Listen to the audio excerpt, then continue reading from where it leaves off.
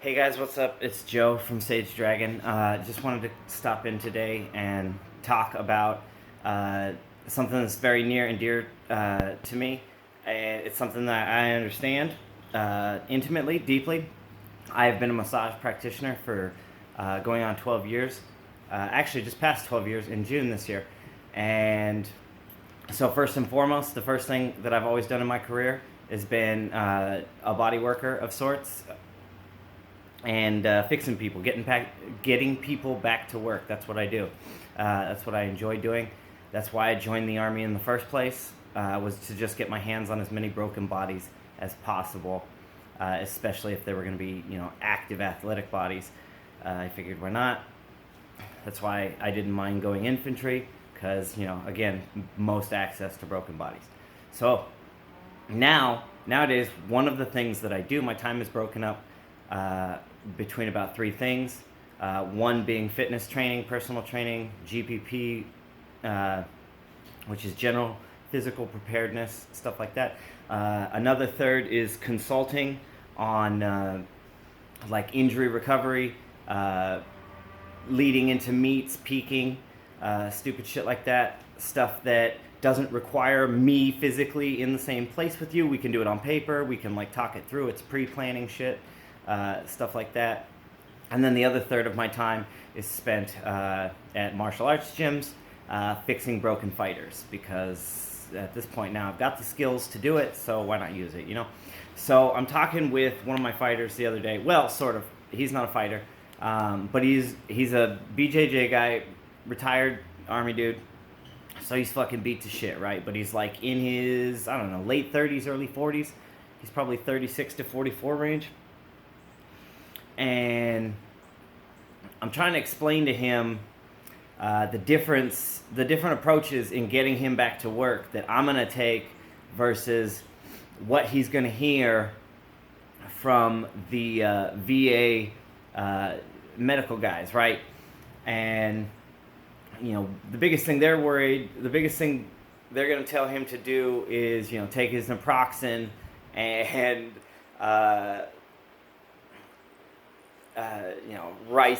rest, ice, compression, elevation, versus what I'm going to tell him to do. I'm going to tell him to do everything he was doing, but slower. That's the easy way of doing it.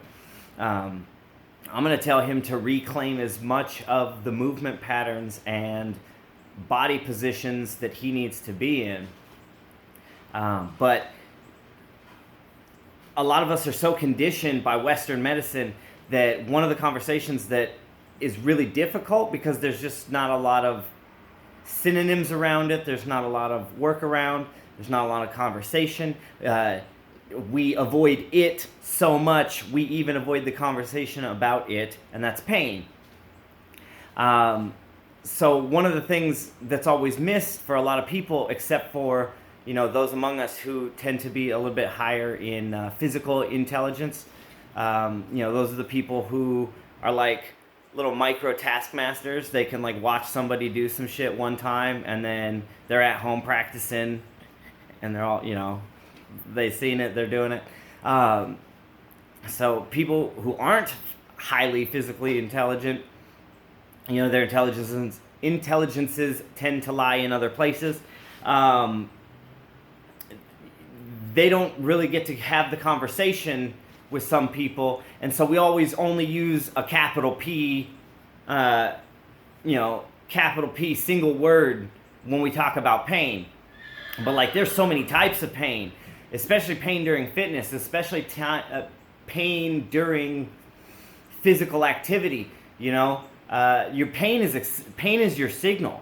It's trying to tell you something. But if we don't ever have the conversation that A, it's trying to tell you something, and that B, all the different types of pain mean different things, then we can't have a conversation because you don't know that, right? And I'll start talking with assumed or presumed knowledge, and then I'll leave you in the dust. Your eyes will glaze over, and we'll be sitting there having our post-client conversation, and it just won't be happening. So anyways, I got goats. Oh, hold on, I'm gonna grab some coffee.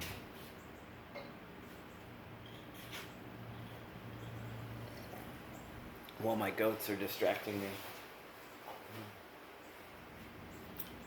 But anyways, okay, so if you pay attention, and I've had clients over the years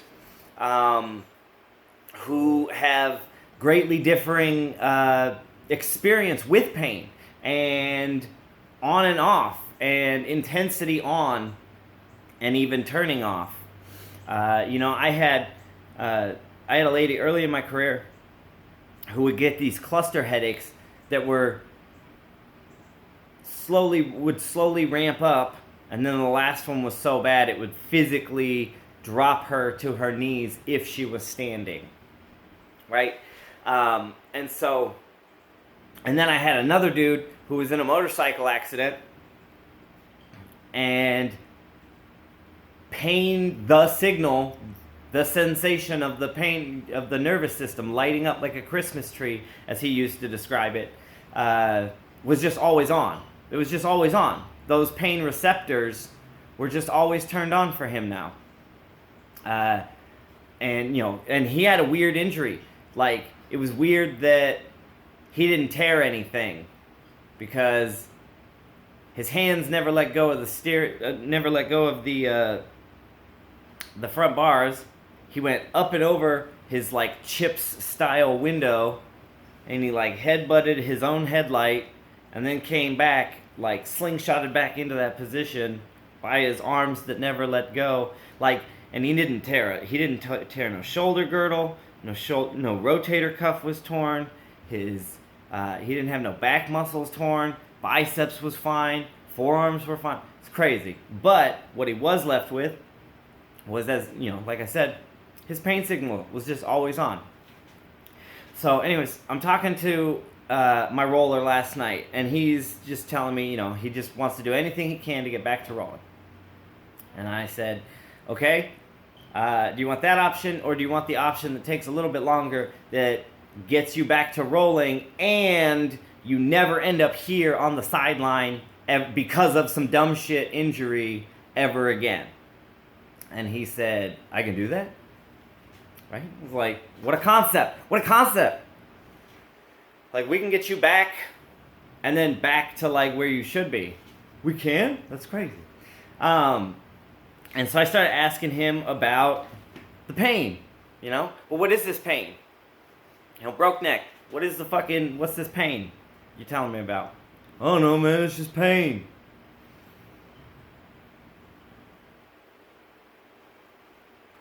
Okay, does it like burn? Sometimes. Okay, what is the sometimes that you are doing when it burns? Rotating, I guess, twisting to the side. Okay, now we're fucking getting somewhere. Now we are troubleshooting, my dude. Okay, so when you reach up like this, nothing? Yeah. But when you reach up like this, because you rotate, something hurts. Yeah. Okay, so that's probably an internal oblique, because that's a rotator. And then, didn't you say something about it popped? Yeah, it popped so loud.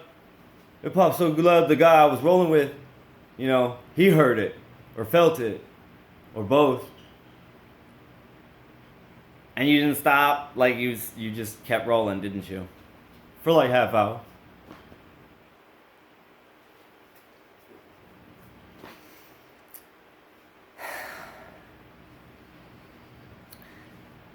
So, how is the pain now? I don't know, it's fine.